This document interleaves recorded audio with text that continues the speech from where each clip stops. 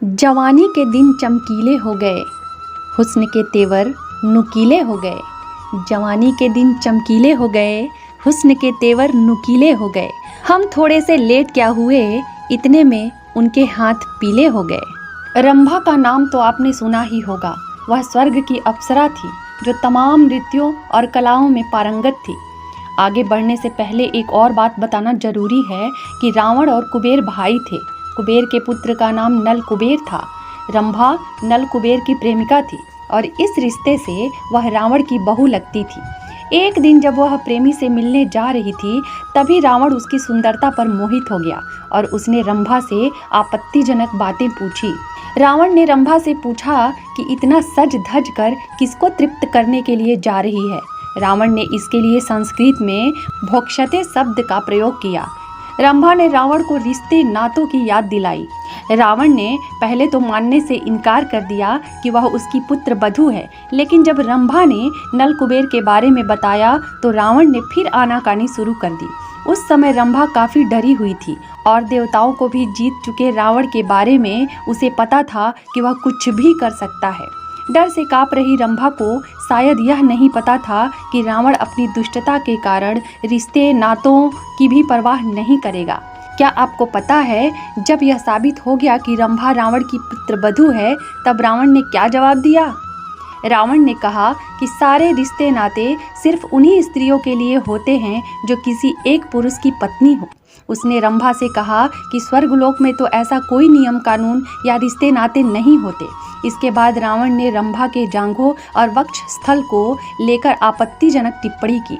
साथ ही उसने घमंड से चूर होकर अपनी वीरता का बखान किया और यहाँ तक कहा कि अश्विनी कुमार सहित दुनिया का कोई भी पुरुष उससे बेहतर नहीं है।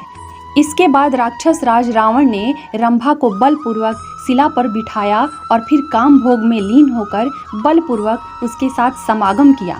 रंभा के पुष्पहार टूट गए, उसके द्वारा धारण किए गए आभूषण बिखर गए और व्याकुलता से वह पीड़ित हो उठी। रावण रंभा का बलात्कार करने के बाद उसे वहीं छोड़ दिया और निकल गया।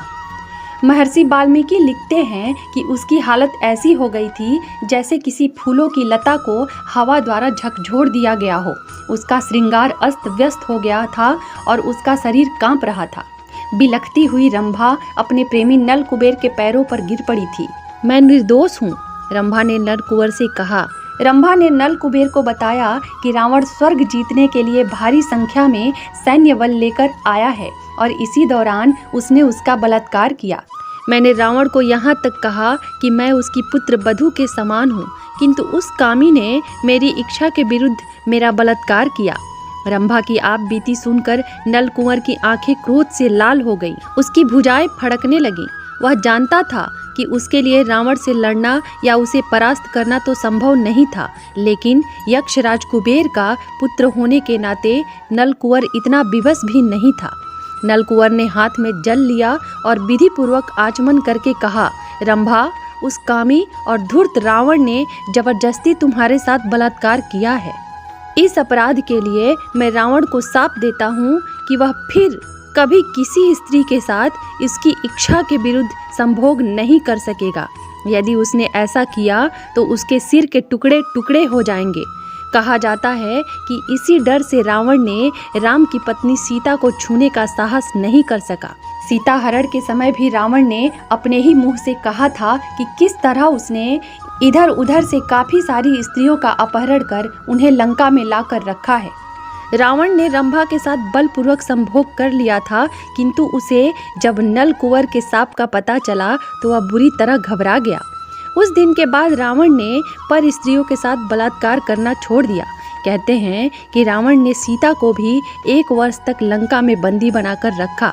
वह सीता को डराता रहा, किंतु नल कुंवर के शाप के भय से रावण ने सीता को कभी स्पर्श नहीं किया। वैसे यह पहला या आखिरी अवसर नहीं था जब एक अप्सरा के कारण किसी को शाप मिला था।